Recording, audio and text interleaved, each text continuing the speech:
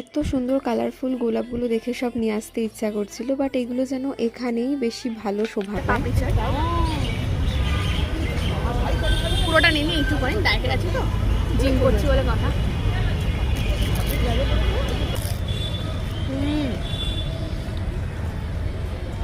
কেমন লাগছে?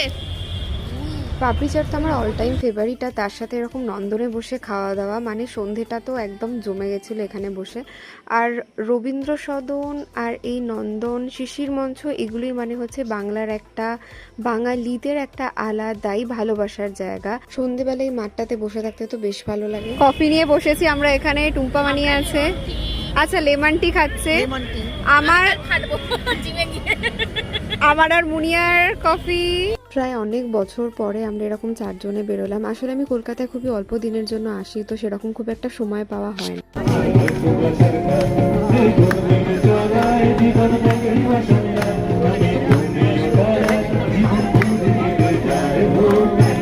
আর এখানে এনাকে দেখার পরে মনে হলো seriously as just a number.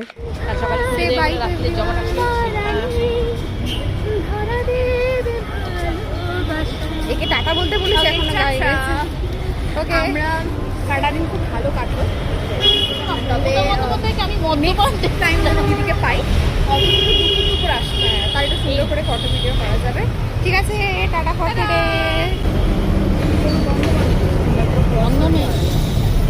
আর আমার ফটো ভিডিও সবকিছু মুনিয়া এত সুন্দর তুলে দিয়েছে, সো অবভিয়াসলি শি ডিজার্ভস ইট।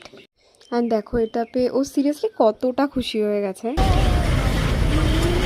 আমার খুব ইচ্ছা ছিল যে কেমন গোলাপ দেবে, কিন্তু সেটা তো এখন হয়নি। দিদির এত ভালো ভালো অ্যাস্থেটিক ছবি তুলে দিয়েছি, আমাকে একটা গোলাপ দিয়েছি। Self gifted is always special. তো আমি আমার জন্য এই কালারের গোলাপটা কিনেছি, এটা আমার বেশ ভালো লেগেছে দেখতে।